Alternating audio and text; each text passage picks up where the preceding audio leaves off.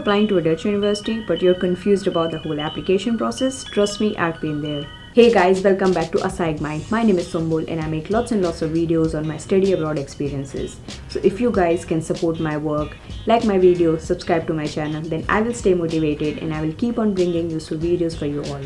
Also, I get so many messages coming in, because of which I'm not able to respond to every single one of you. But if you guys need a guaranteed response from me, then definitely check out my top mate page. You can find the link in the description down below. Before I begin, my last video was on why I chose a Dutch university over the top universities in the UK, where I've explained my most important reasons. So if you guys haven't checked that video yet, then please go and check that video. Okay, now I'm going to walk you through my application process, the deadlines, the documents, the surprises, and many other things, so you can nail your own application process. But the focus of this video will mainly be on the application process till the time of submitting the application, what happens after that, and what is the whole process like. I will be making separate videos on that, so make sure you guys stay tuned and you subscribe to my channel. In general, application process can take between 6 to 9 months. That's why it's always advisable that you start your research early on. So for example, if your program is expected to start in August or September of this year, then you should start your research at least 1 year before, because shortlisting universities can take some time. So, and also in my case, I started my research very early on, because I had done a conversion program in the UK, and this time, like for my second master's, I wanted to go for a program that will teach me very important skills in research and would also help me find a good job. This is why I was like extra cautious about deciding the right program and also making the right decision. Spoiler alert, I was not serious about the Netherlands and I did not want to come here for my second master's. Now why is that the case? Maybe I will make a separate video on this if you guys want me, and I will explain all sorts of reasons, but for now I'm really glad that I came here.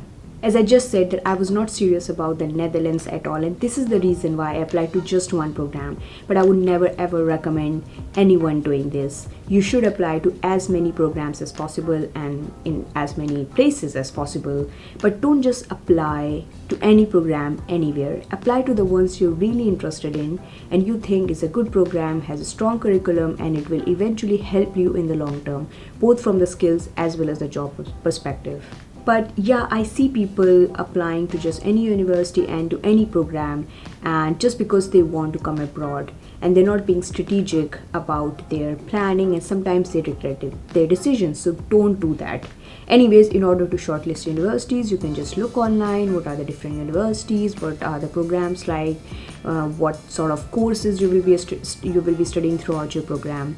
And yeah, this is very important. When you're shortlisting universities, don't just rely on the university rankings. If you guys haven't watched my video yet on university rankings, then go and watch that video, because I've explained that university ranking is such a poor way to base your decision on.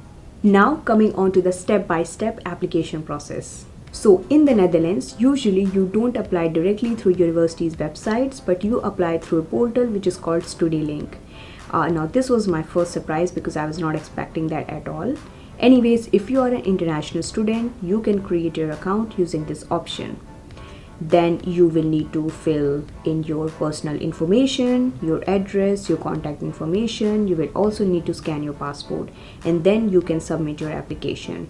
After you submit your application, you will get a confirmation email that will look something like this. After 2 to 3 weeks, your student number will be generated, and then you will receive an email from the university you had applied to for a particular program, that now you can start your application process, and then you will need to submit your application before the deadline.